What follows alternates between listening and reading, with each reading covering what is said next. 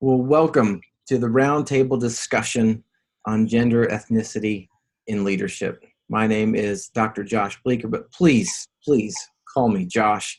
And we welcome you to this roundtable. And the purpose of doing this for this particular course is so that you can learn about the complexity of this conversation. Our goal is not to provide you with a solution, to try to reduce this to something that you can walk away with an easily carried package and that you can just put a formula into action in your leadership.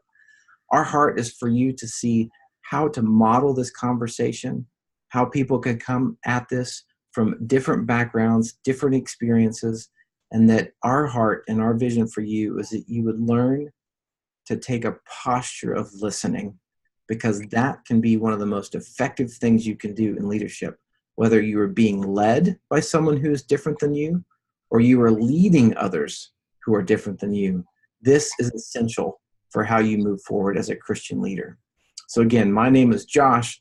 I serve as Dean of DTS DC here in Washington, DC, and it is my privilege to introduce you to my dear friends. And so I'm going to start with the person right here across from me, Chong A.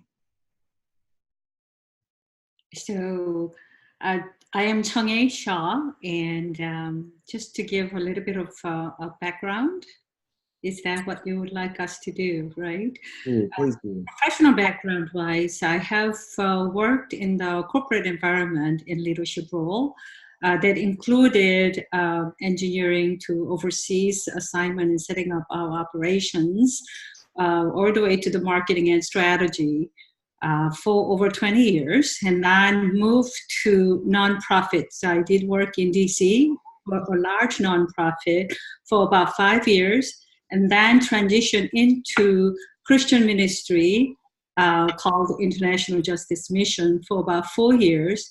And now I am here at DTS and serving alongside Dr. Bleeker as Assistant Director of Washington, D.C. campus, which is just amazing privilege for me.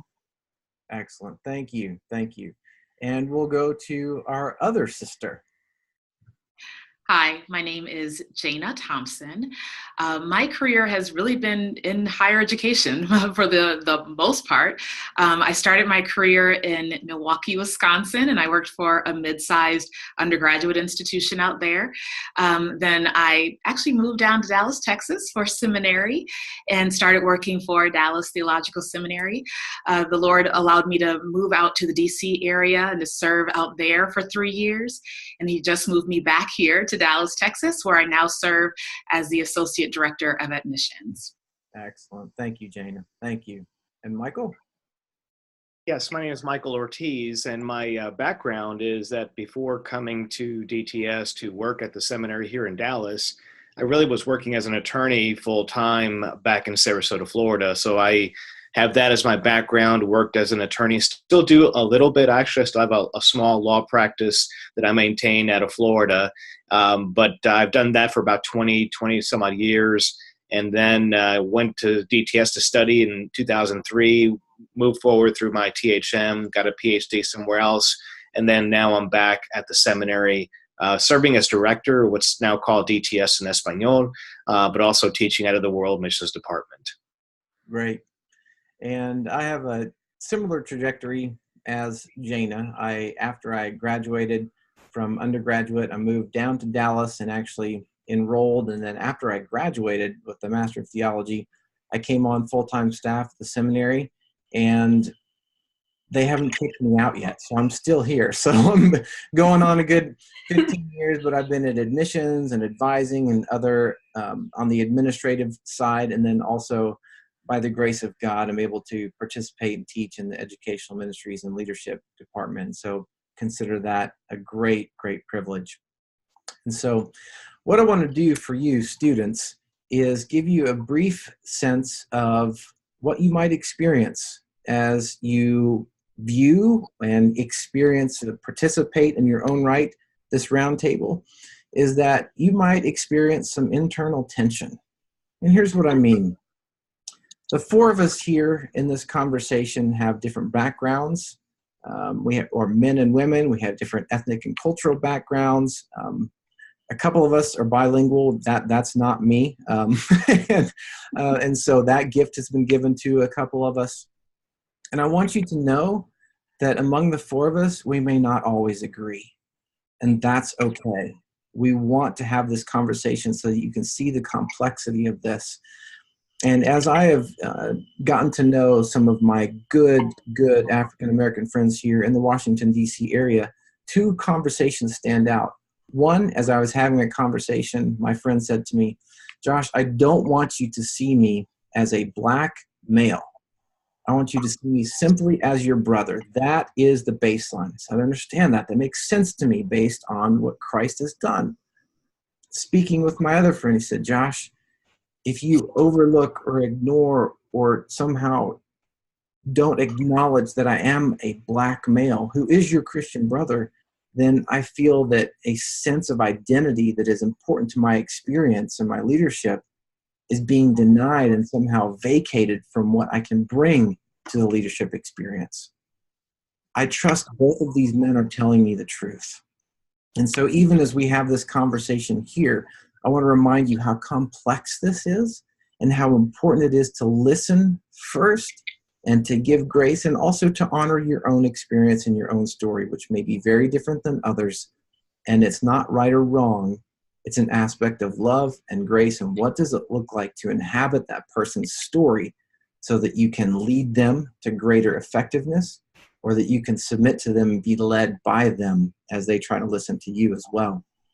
So with that in place, what I want to do is for each four of us also is to briefly describe our family and cultural background.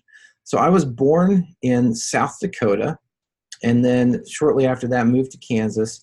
And I moved around quite a bit, but I was basically raised in Kansas.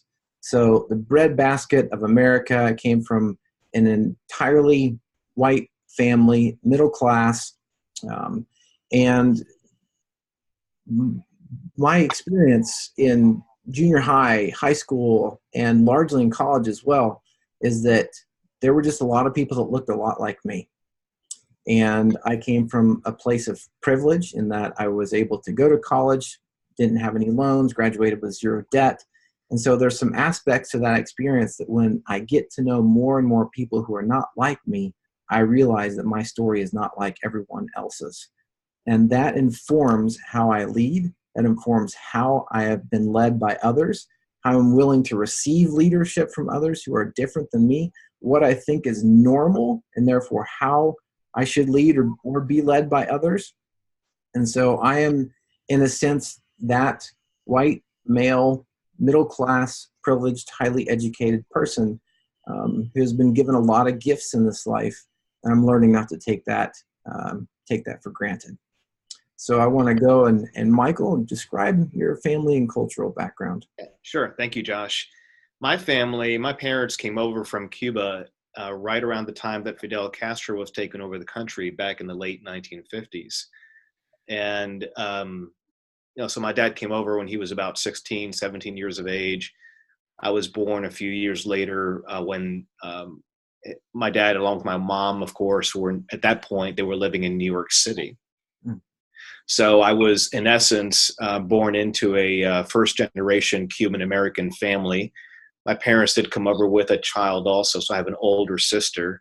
I have a younger sister as well. So I was born in New York to this Cuban family, living in New York City, Upper West Side, not probably the best part of town at the time, and I think it might have improved by now, perhaps, I'm not sure. But it was the type of home where Spanish really was really the only language. Yeah. And so I grew up learning Spanish at home and did not begin to learn English until I started to go to school when I was 4, 5, 6 years of age. And I remember that my dad ended up doing fairly well, fairly quickly in the New York City area. Kind of a funny little story, but he started the first Hispanic alarm company in New York City. And this is a guy who had no no background in business, no background in electrical or anything like that. And in essence, what he did was he got a job at an alarm company, worked there for about 6 months, and said, "I think I could do this on my own," and took off from there. But so that was sort of my beginnings as a young boy. And then once I started to interact with others in school, I began to then realize that maybe I am a little different because of my background.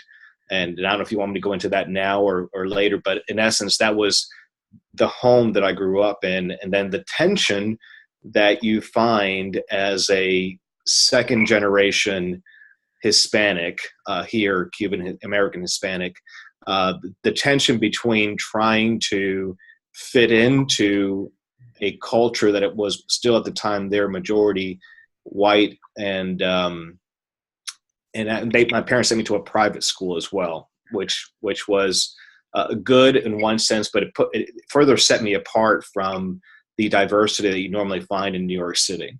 Okay. And so I found myself, the reason I say is I found myself trying to balance that tension between fitting into a culture that was very different than mine at home and still trying to fit in at home as well at the same time. So. Okay. Yeah, well, thank you, first of all. And I will come back to that because the conversation you and I had a couple weeks ago about your experience as a Cuban American and your sense that maybe you have not suffered as much hurt as others may have. And I think that's something that for you students, I would want you to hear Michael's perspective on that and any sense of why that may be. And so I think that's an important point to come back to, Michael. Jana, I would like to move over to you, please. Thank you. Well, as I mentioned, I was actually born and raised in Milwaukee, Wisconsin. And in fact, my parents still live in the same house that I grew up in. So there you go. We're still there in Wisconsin. And so I grew up in one of the most ethnically diverse neighborhoods in Milwaukee. Milwaukee is actually a very segregated city, but my parents happened to purchase a house in a very diverse area. And so the schools I attended, I always attended public schools. They were also extremely diverse. So not just ethnically, racially diverse, but also religiously diverse. And so I had a lot of fun conversations growing up as a result of that. I grew up in a Christian household. And so the foundation for our family was always the Bible and prayer.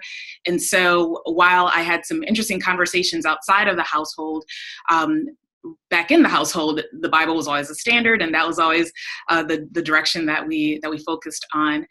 And then even going on to undergrad, I went to a predominantly white institution in Wisconsin. And there I finally started to see a little less diversity than I grew up with in terms of the classes that I attended.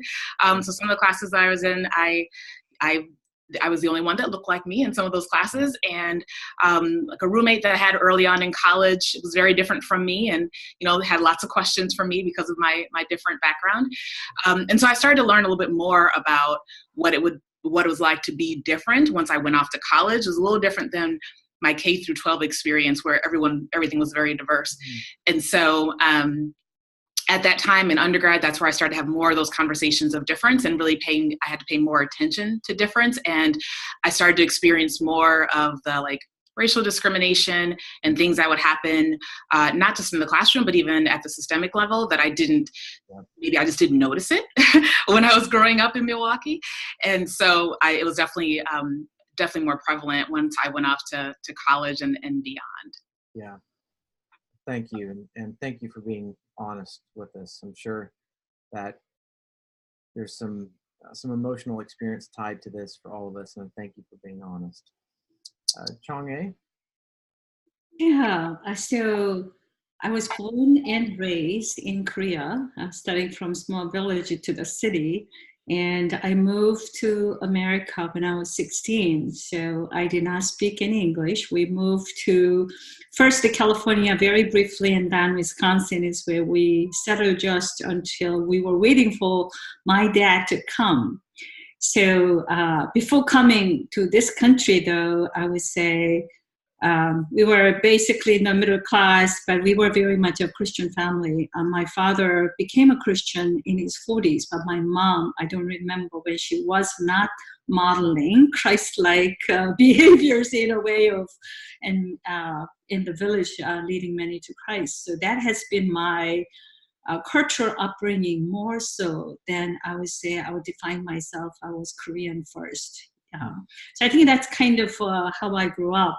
When I came to America, it was a humongous cultural shock, not just because I did not speak the language, but arriving in Midwest, Wisconsin, Madison, predominantly white, and we were living with my brother-in-law who was white and married to my sister, who was a professor at Wisconsin-Madison. So you can see the dynamics, and I still remember when my father joined about a year later, how upset he was, how much we were changing. And I think he had to deal with that cultural change because things about women and men were the opposite. Okay. It's the women who serve men, and men always were being seated first in respectable positions, and women eating always later.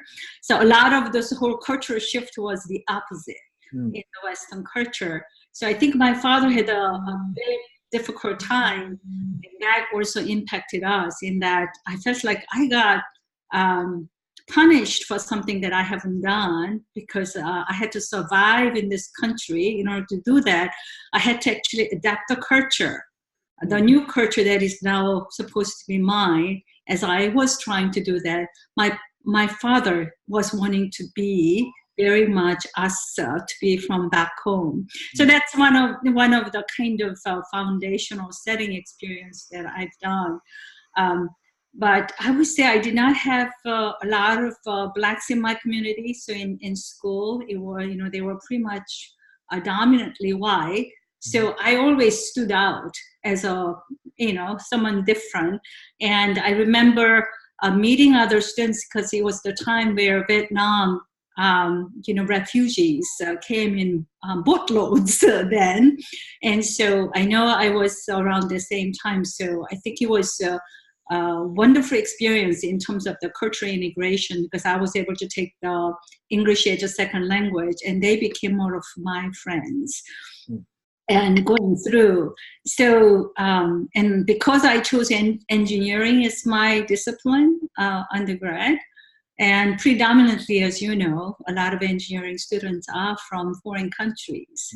So they were very much diverse, although professors may not be. So I would say, from a cultural experience-wise, I knew I always stood out. I always knew my accent was always there. That's part of me. And also looking at me, I am an Asian. So, they're just stereotyping of Asian women are supposed to be subservient, quiet, and that was not so me. So I think I went through a lot of why is people looking at me this way was more of, experience I went through. But I would say I have gone through living in this country for a while, and then I have had a chance to live in Japan because of my job. And I think that cultural integration was more difficult, I would say, than integrating into American culture. Yeah. And certain biases, right? Because we are women in the first place, and also I'm Korean living in Japan. There's, historically some of the biases are there. So I think those were some of the experience that really gave me, I would say, good experience in a way for life. Maybe it was very difficult at the time, but I think it strengthened me. So, people will call me, who are you? But I distinctly remember one of my Japanese staff. It's like, why? I was like, you puzzle me. You are Asian, you look like Asian, but then you don't think like one. So that was kind of an interesting statement where we got to actually begin to understand one another a little bit better. but I would say I am a what they call 1.5 Korean American. So Michael, you are 2.0, right? You are like you're born here. Yeah. But I was born in Korea, raised, but I really feel comfortable in this culture, and I think I have adapted reasonably well. That I consider this country my home. So that's kind of me. Yeah. Well, thank you very much. I really appreciate that. And you bring up something where I want to move the conversation next, and that is specifically men and women working together in leadership experiences. Again, so for you, students, what I want you to be thinking about now in your own experience is, what is it like for me to lead others who are the opposite gender? What is it like for me to be led by someone who is the opposite gender? And what are my unexamined biases about what that might look like? And especially, how does that work itself out in a church setting? Not all churches agree on what it looks like for men and women to serve in leadership capacities inside the church. Then you move to a parachurch concept. Then you move to a professional environment. And all these bring up different questions, different tensions, and different assumptions. And that's something that I really want you as a student to begin examining and asking, what are the assumptions behind my experience? What are the assumptions behind this person's experience? And then how does that inform how I should act and live in such a way that they see Jesus in me? And so for us here, in terms of a conversation, what challenges have we experienced working with men and women in both the professional and now the ministry settings? And Chang'e, you mentioned some from your own experience. I'm wondering if I might ask you to grace us by leading off with some of your experience being an Asian female in a professional context in the United States. So I would say I am a woman, and I am also Asian American, right? And that's what I wear. Right. So a lot of times I would say I would experience situations, they were first to judge me by my package. Yep. Right? And so I had to actually learn to deal with, okay, God has given me who I am, what I look like, and the formation of where I come from. That's all part of me. But people will look at me first by the package, and they judge me, evaluate me before they know what I am able, what my talent and skills and experience will be. And on top, I would say people will judge you by the position that you hold today. They forget all the background of what you have accomplished in the past, as if that's not part of you. So that's something that I grew up with, and I have had different jobs almost every 3-4 years all throughout my career. So that's something that I had to learn to really not necessarily look at it as a liability, but look at it as, okay, especially in the marketplace, I would say, and also it's true with the ministry as well. We are trying to actually grow businesses, if we have corporate environment, to as many diverse communities as possible, right? Or even growing business in other countries. So it became, in my mind, not necessarily as a liability, but as an asset. But I had to actually put the bias that people have, giving time. So do not get frustrated by what they say up front. Be patiently serve, whether it's the corporate or ministry, doing the things that I know God given me as a gift, right? We call it gift in the corporate environment. You might say experience and skills. Use it to the best of your abilities with honoring God as my goal, whether wherever I am. I think if I had that, since I had that attitude, I think I was able to overcome some of those biases that people have, because after a while, they will experience who I am, what I'm able to do, and the whole package of me, right? Not just the appearance of the little package on top, but being able to see my character and my abilities and the competencies. Mm-hmm. And they were able to change their mind. But I had to give that time. Mm.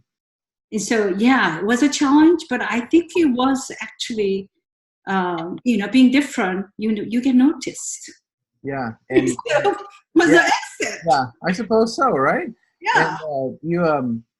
And I'm pretty sure this is true for you, that you were in leadership over men, and you were also in a relationship where you had superiors who were men that you were required to follow their directions. And were either of those experiences different for you? And again, Jana and Michael, you can chime in as well in this concept of if your experience of what you described and leading others or being led by others who are different, how might you describe that? Yeah, so I've had in the corporate environment, because it's a large company, Midwestern company, and producing big products, right? Cars. So it's a male-dominated world. So I had both, especially quite a few men reporting to me, as well as I reported to men. That was just the norm. It was not anything in my mind was difficult. And actually, I enjoy working with men because I felt like, I don't have to worry about put things on the table. We discuss what the topics at hand. We can tough things, we can wrestle it out and go from there. And that was kind of the experience that I've had.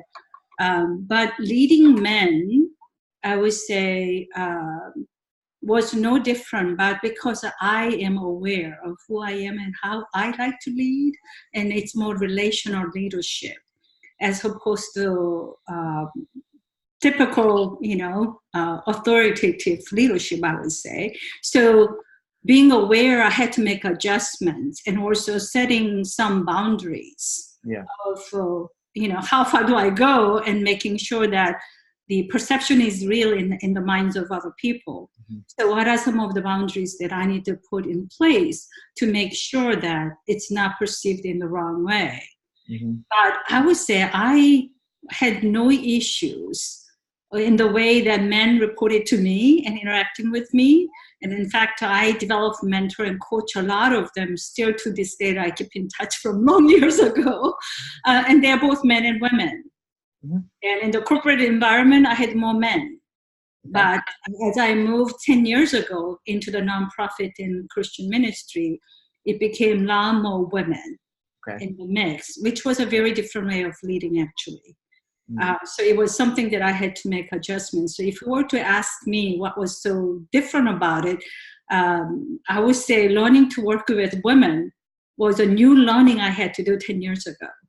And especially people, just like in the ministry, such passion to make a significant difference as an underpinning, whether it's the church, whether it's the parachurch, or nonprofit.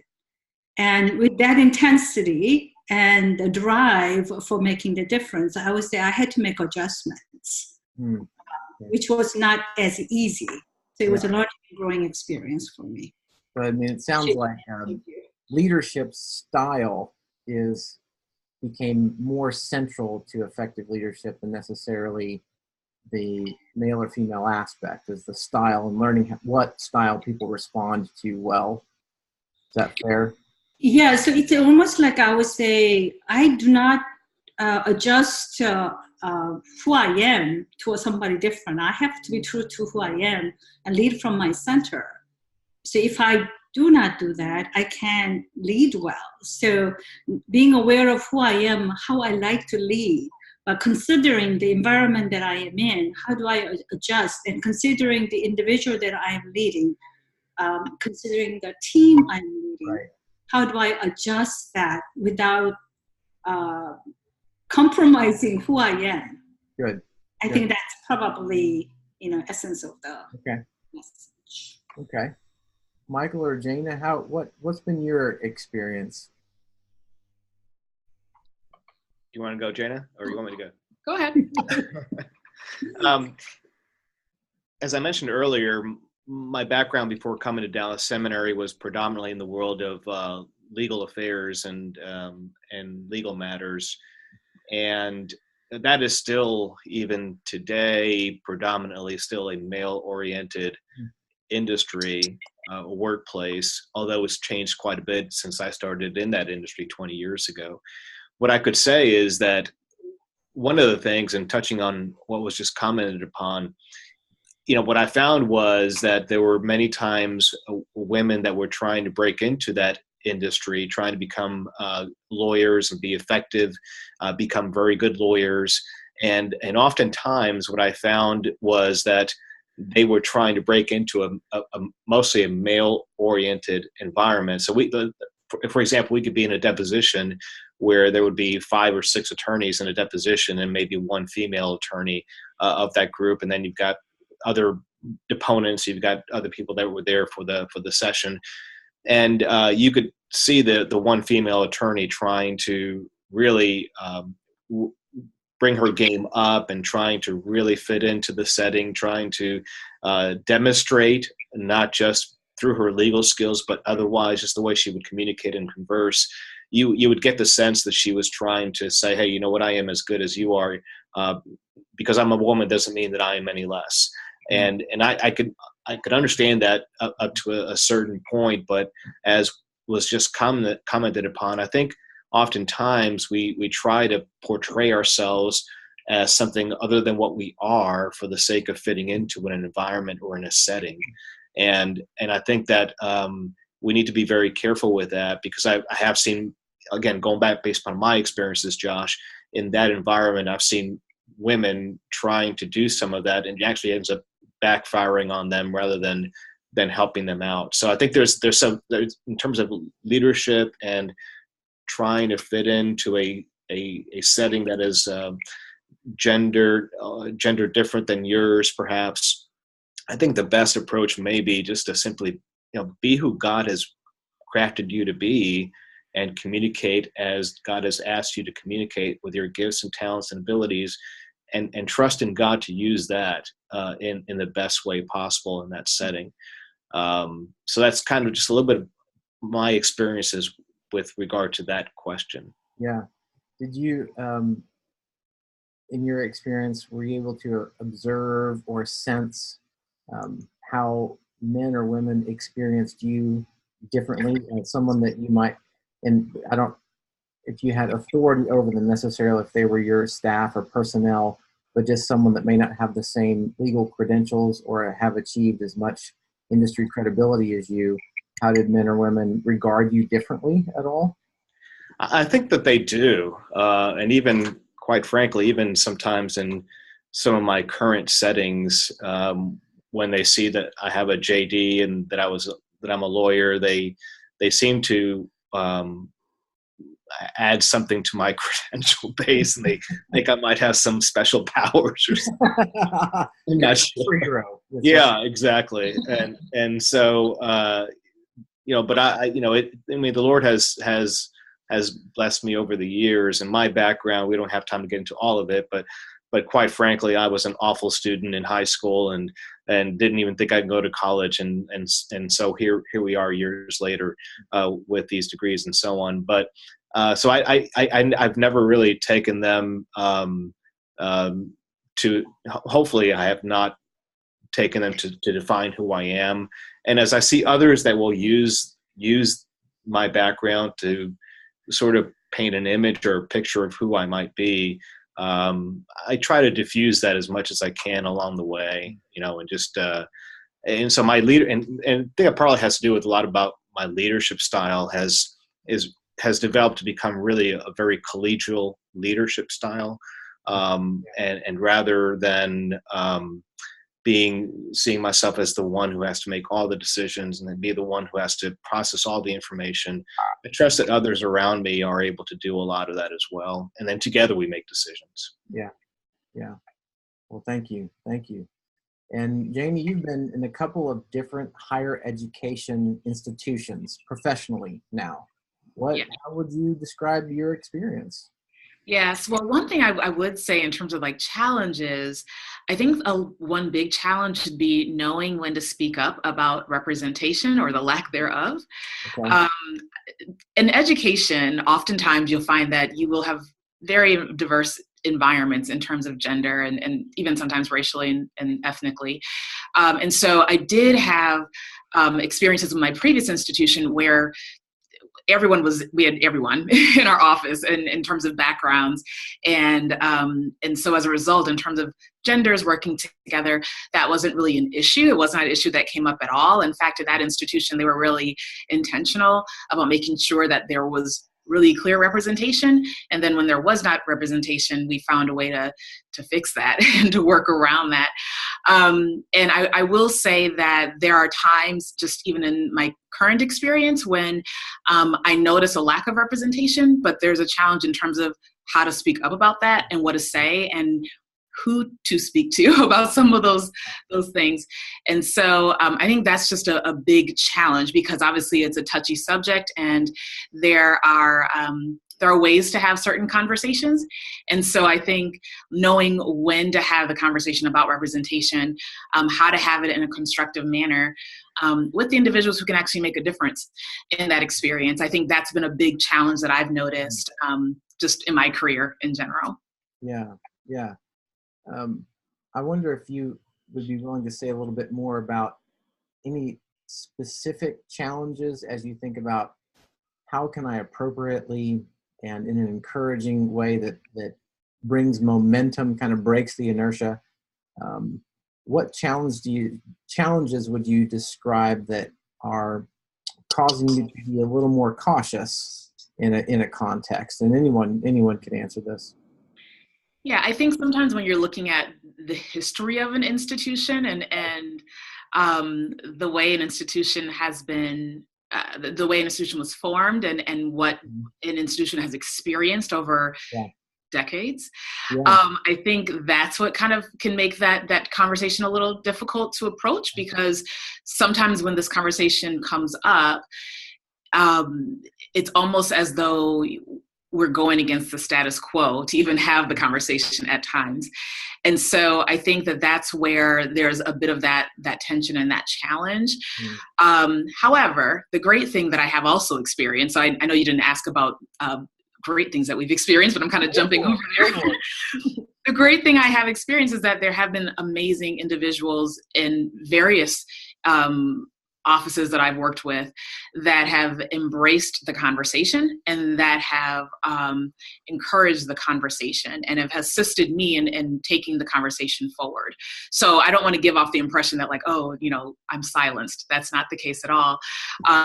It's just finding those individuals, those allies, more or less, who will say, I want to hear your experience and I want to help fix that experience. Yeah. And I think for all of us as leaders, regardless if we're in the marketplace or higher ed or ministry, finding those allies and linking arms with them and having those real conversations and not being afraid of those conversations so that we can move forward, as a body.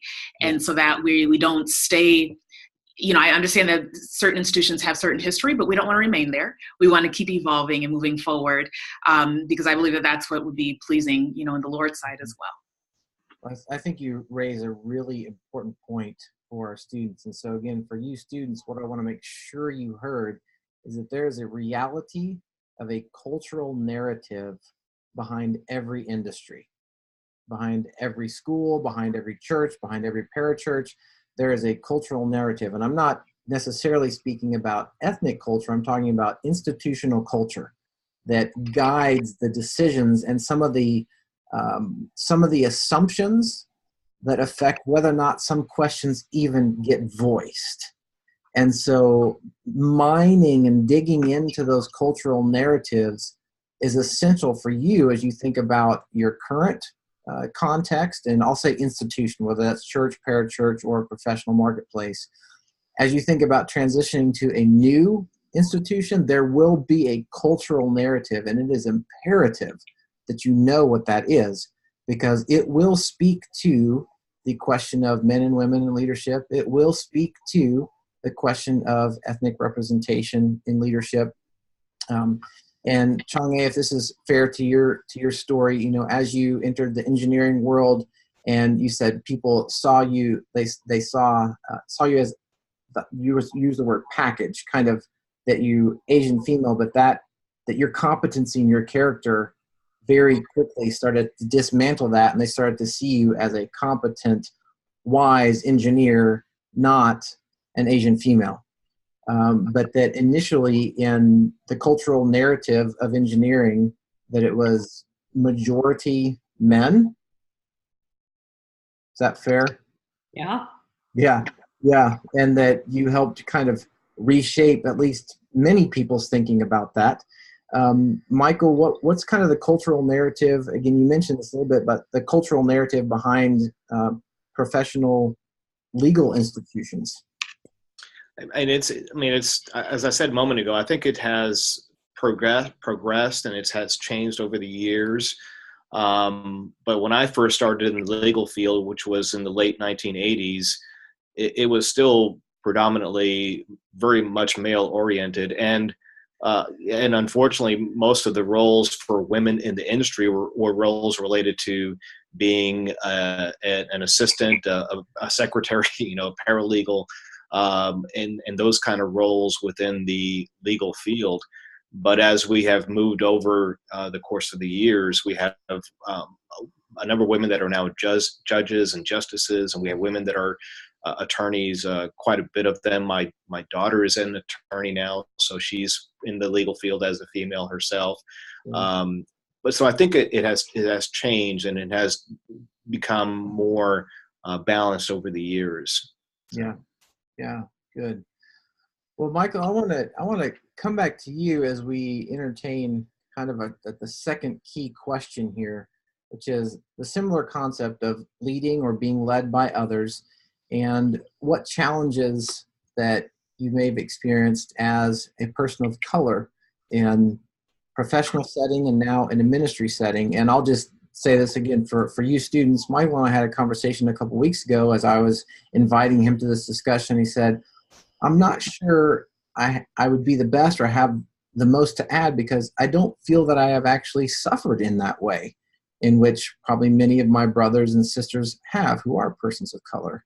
And so, Michael, I wonder if you would say more about that and why you think that may or may not be from your experience. Yeah, that's a great question, Josh, and it's manifold. It's a complicated question, and I'll try to unpack it in a short time here. Let me return back to my upbringing at home in New York City, trying to have that balance, as I mentioned earlier, between moving into a majority culture that was not Hispanic primarily, and then balancing that with home.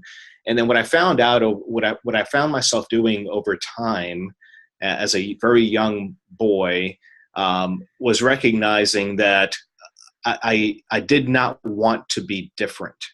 I wanted to fit into what the culture, my culture around me looked like, sounded like, looked like. And I didn't want to appear to be different because of some things that I did experience early on as a young boy. And so when I was around my parents, I would try to speak to them in English when I was around my friends, or I tried to avoid speaking Spanish when I was around people that I knew outside of home.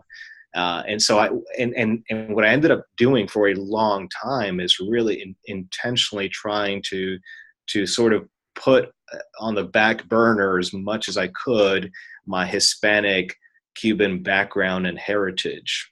And I wanted to be able to fit into the culture that was around me. Now, I think that's a really important point when you think about even what's happening today in our culture here in the U.S. with the growth in the diversity, not just within the Hispanic culture here in the U.S., but the Asian culture and the Middle Eastern culture and so many other cultures that are moving into our country and into our cities and are taking strong roots within our settings. You're going to have second and third generation people within those settings that are trying to have that same balance even today. And some of them are probably making the same decision I made as a young boy, and that is to this is uncomfortable trying to balance the two. And if I'm going to really fit in, I've got to really move in that direction. And it gets even more complex than that. But I think that's sort of what happened with me. That was part of it, I think, Josh, is that I purposefully wanted to be white, even though I was Hispanic, as much as I could. And then the other aspect to that is that, quite frankly, if you were to look at me physically, I don't look Hispanic. In fact, Kathy and I were out to dinner just a couple of nights back, and we happened to sit at a table with another couple. It was one of those restaurants, very crowded. So we sat next to this other couple, and we struck up a conversation with them, had a great conversation with them. And somehow we turned to my background, and the guy said, "Oh, I would have never imagined that you were Hispanic." And so something that we need to be thinking about is what it's called phenotype. So phenotype meaning that we begin to identify or categorize people by simply their appearances, right? The way that they look. And what happens, and there's been research and writings that what happens there is that oftentimes we will create phenotype of impressions of people, and then we will, our culture itself will help us to define what those people are, who they are, based upon those phenotypes. And the danger with that is that we create impressions that have no veracity, no way of verifying them. Yeah. And so I think those two factors, I think were important in my upbringing. And then once I started to go to high school and college and so on, I really did not have much interaction with Hispanic culture and settings. So. Yeah. Well, Michael, thank you. I think you offered something incredibly profound. And you students, I hope that you listened very carefully to your brother and what he just shared with you. To my sisters, would you be willing to describe your experience? Jana, you want to go first? Sure. So there's no question of my ethnic background, that's for certain. And so that is something that, to Michael's point, that as a result of that, there have been experiences where I have had to explain myself as a result, everything down to like things as superficial as like my hair, and I know it seems really like, what, Jana, who cares about your hair? But the broader culture does care. And growing up in this country and being a Black woman in this country, we're taught early on that we are to, we don't usually say you have to assimilate, but that's essentially what we're being taught. You have to assimilate with the way your hair looks and with the way you dress, and you don't want to come off quote unquote too ethnic and those kinds of things. And so that has been a challenge since working in a career, because I embrace the way the Lord made me, and I embrace the fact that He made my brown skin and He made my kinky hair, and it's okay for it to be this way even in a work setting. And whereas when I was growing up, this would have never been okay. And so I will say I appreciate education as a result of that, because of the environment that I work in. I have a little more freedom from that standpoint. And I remember just even younger, when I was younger in my career, and I would, if I was around like other individuals who are in different settings, Black brothers and sisters in different settings who might have been like in banking or something like that, and they would look at me and they would say things like, "Oh, I could never do that," because it just was not acceptable in their experience. And so I think one challenge that I had and that I have is just being okay with embracing the way the Lord made me, and being okay with the questions that oftentimes pop up just because of my appearance, and then being okay with the conversation and actually embracing the conversation. And I do say, I do admit I appreciate the conversation more than someone just looking and wondering like, wait, how does she look like that, but she works in that setting? How is she a leader, but she looks like that? I appreciate the fact that people have no problem sometimes coming up and asking questions and engaging in the conversation with me. And I think knowing when to engage that conversation and knowing how to have a constructive conversation, even about something as superficial as hair, sometimes that's still helpful in terms of moving forward with and interacting with individuals, and just kind of breaking down some of the barriers that people may have, so that we can break down some of the stereotypes that might exist, and then we can move forward and be good, do the things that we're called to do in our various settings. Yeah. So it sounds as if in certain seasons, may or may not be now, but in certain seasons, you were tempted to self-edit in some ways, to call out less attention or to assimilate more easily. Is that fair to your experience? I would agree with that. Yeah. And that really was, for a lot of my upbringing, even though, like I said, even though I mentioned I was in a diverse area and a diverse environment, there was still the expectation to using your same phrase, to kind of edit, who I was as an individual, simply because that's just kind of what I thought was necessary to do. But I think once I started to get into environments where there were not as many people that looked like me, that was actually a great thing for me, because I was like, you know what, I'm just going to be who I am and embrace it and move forward in this way. What is your experience now? Because you have a good example of a leadership role where you are responsible for overseeing men and women and probably multiple ethnicities as an associate director, and also you report to a director and ultimately a dean, et cetera. What has been your experience, and obviously not using names and that kind of thing, but just the temptation to self-edit, or do you feel more free, or just how would you describe that in leading others and also being led, and in the way that God has made you? I honestly think there's been more freedom, and that probably comes with age and experience in this case. I just think, there hasn't really been a need for me to self-edit or anything of that nature in this experience. And it's actually, I've enjoyed the fact that I've had opportunities to speak up in conversation or in meetings where I kind of needed to point some things out, and it worked out well in my favor to go ahead and point some things out. That's something I probably would not have done earlier in my career. But I think with experience and just maturity in my area, I think that the Lord has allowed me to be able to know when to speak up and say, hey, well, have we considered, doing something this way? And I think that has worked out very well from that standpoint. Good. Chang-Ye, would you be willing to share anything from your experience? Yeah, so I would say early on, I don't think it happens, as much in the last 10 years or so, but it was more of early on in my stepping into the roles that I had to overcome some of the biases or perception about Asian women. Mm-hmm. And one of those things, some are good, right? And a lot of times people give us credit for being smart. At least I was, but we don't speak up because we are brought up in our culture. Speaking less is more noble, and speaking too much, those people who do not have much to say are the ones who's always speaking. And that's the cultural upbringing that I had from my father. Right. So having that and coming to the culture here in the Western culture, even though how much almost doesn't matter, even in meetings where if you don't speak up, they think you are quite dumb and not having the knowledge or what to have insight to share.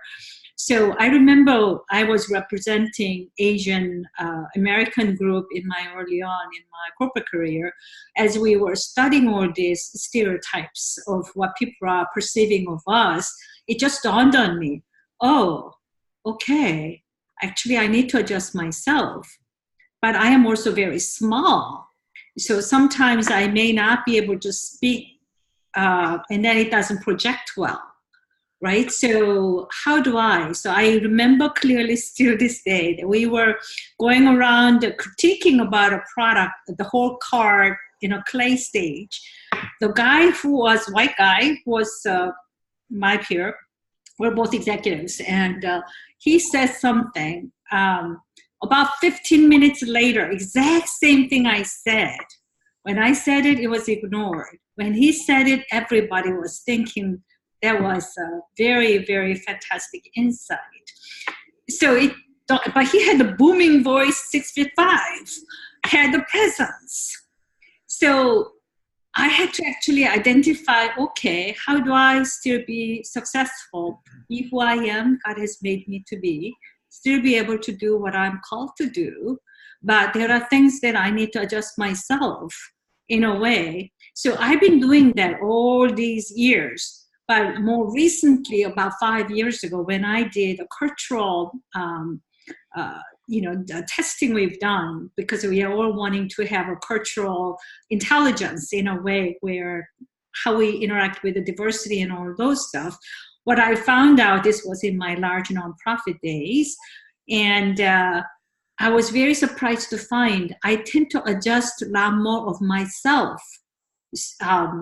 to get the job done, adjusting myself to the others.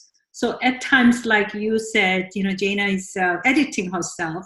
Maybe I wasn't editing myself, but because I'm a relational person, I will adjust in a way to accommodate others rather than at some point, which would have been better for myself to be okay with having tough conversations and being sticky about it. Mm-hmm. So I learned something from the process that I have changed over the course of the many years, that rather than consciously choosing, it was just I got formed into, doing into the formula that worked for me over the years. Yeah. And it just made me recognize it's okay if I am doing it consciously, that's kind of, makes sense. But if I'm doing it because of my ignorance of what's happening, then that is not okay. So I had to evaluate that. But I want to tie back to what Michael said, in your case, right? Just to add a story with my children. I'm married to Indian, so we are both Asian but very different. My children who are born, like you, Michael, in this country, they don't identify themselves as, right? They're American. So they go to college and trying to choose which Christian groups to join. They keep saying, why are you in this group? Because she does not even look at herself as Asian, or she doesn't define other people by the color. And so she naturally will go to the groups that makes more sense for her. But then others will look at her and say, why are you not in the Asian group? Mm-hmm. Which we need to be very mindful in the way that we don't do that in our ministry. We don't do that, to other people. She had to overcome that. Yeah. But it's very interesting, right? And I see in DC, I see other Asian men and women. And I also said, wow, thinking it's like me, 1.5 generation, they were born here, and some of them a second and third generation, and they speak with no accent, which was, this is a very interesting insight, that I got to learn. But we are becoming that diverse, culture, mm-hmm. and more mixed groups of children, and they don't define themselves by the color.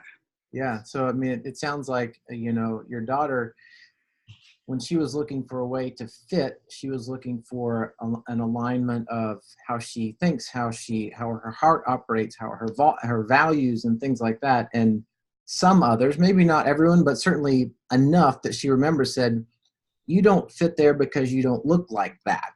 And so your daughter has a sense of how to fit, and it's based on something completely other than how people are saying, this is on this basis you should fit, and the basis is how you look. Yeah, and that is, I'm really, you all are the most amazing people. What a privilege to be in this conversation. And for you students, I hope that you are taking notes, or that you watch this again, because I can tell you after my brief stint in a professional ministry setting, you may actually have more experience than I do. But in this brief stint, what they are sharing with you is the accumulation of decades of experience. And I have a very silly example that will help transition us to the last question. It's this. When I started at Dallas Theological Seminary as a master's level student in 2000, most of the, and I looked like this, although, you know, much, much younger and stronger and all those things that come when you're 15 years younger. But when I started, what kind of music would you assume is the bulk of my catalog on iTunes? Now, you three don't have to answer. You may know. But for you students, what would you guess? Okay. Most of my music is violent. Okay. I love heavy metal. I love punk rock. I love going to concerts where you have to wear steel-toed boots and you come home bruised and bleeding and sweaty and you have to take a shower. Those are my favorite kind of live performances. Well, that's not what people expected from me.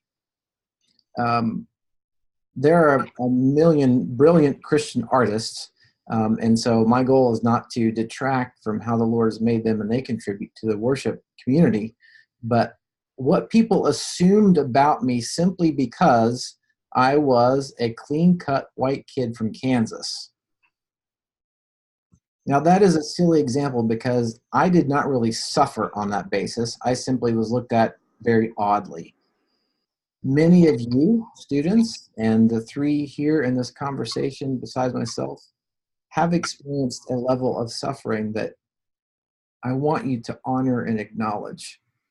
And so to transition to our final question, what I want to ask all of us is, what are some best practices that we can give to our students as we think about being led or leading across gender and across ethnicity? And I'll begin. Some of the most incredible, competent, gifted, change my life personally people that I have worked with are women. I remember a worship leader at my church back in college who she would lead worship during the Sunday services, and then she would come and hang out with me and Eva afterwards as we were a young married couple. And I thought, this is one of the most pastorally gifted women I have ever met. She was not on pastoral staff, but she was pastorally gifted. And I thought, what can I learn from this? I really need to think carefully about this. And then when I started working at the seminary, my first boss was a woman. She is still one of my best friends, and she's a fellow professor now, someone that I have loved for years. As I moved into different leadership roles at the seminary, and as I simply sought by God's grace to open the table to say, who wants to contribute to this conversation? Some incredible wisdom have come from my sisters, and especially from those who don't look like me, whether it's men and women, whether it's different cultural backgrounds. And so my best practice offering to you is, again, acknowledge the complexity and assume a posture of listening, because I promise you, you have something to learn even after you graduate. Who else?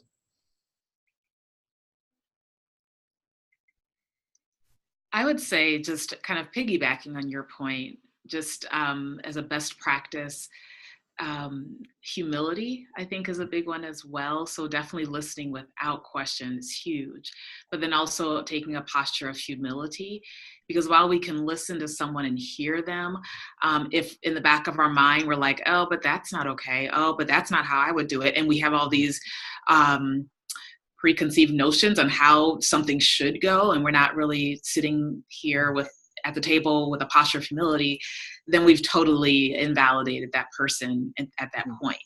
And so I think humility is huge. And I think coupled with that then is really paying attention to what people are not saying. And then when you acknowledge that perhaps a person might have been offended, quickly make that right and quickly apologize or quickly address it, and make sure you're, again, listening and hearing the person. I think there's so much that is said that we don't speak out of our mouths. And so taking the time to really pay attention to all of that, I think would make a world of difference. That's deeply wise, Jana. Thank you.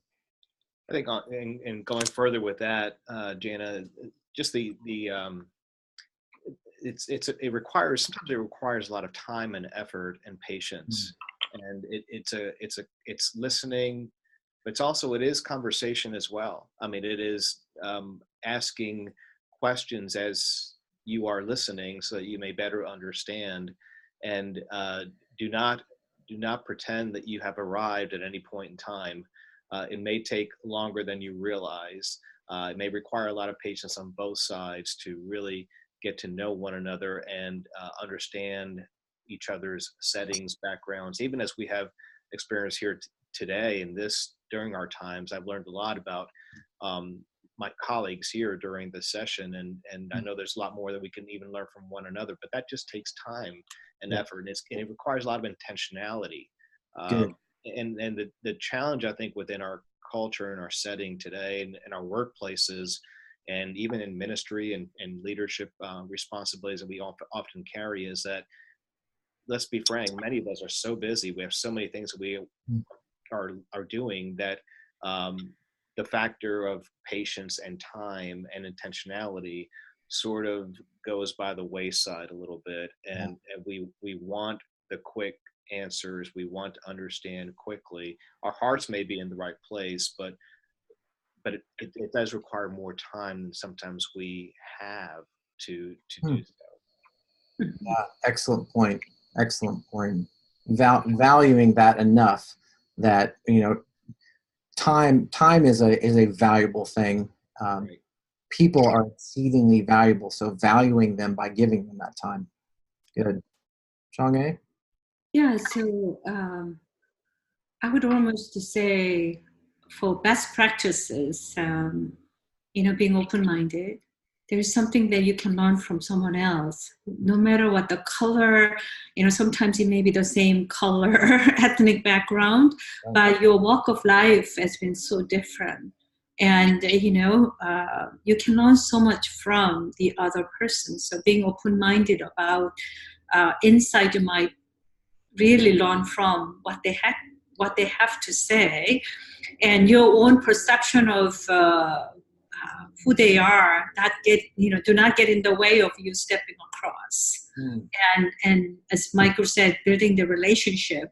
And if I were to just sum it up in a way of what made a difference for me, is that men and women, but mostly they have been men, who did not mind crossing over and choosing to mentor me.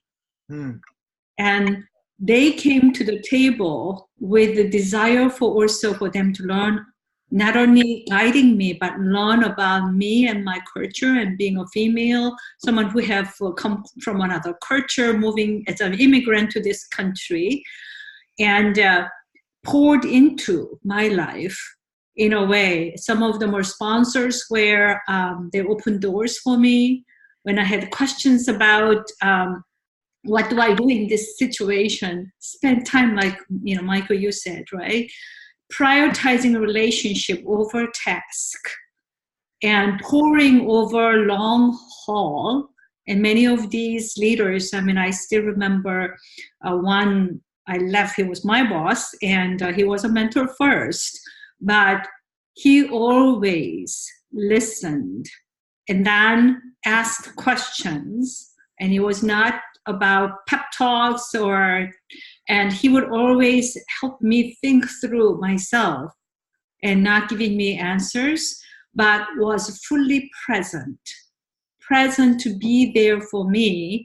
And then when I'm asking clear questions that I really want to have specific answers because it's his expertise in the functional area, he had no problem doing that. But most of the times, he made it okay if there was not a specific task to be done. Just being present, we can just have conversations in a way about life. Conversation about my marriage, as an example, because he was many years senior to me, who went before me of life, right? Season of life.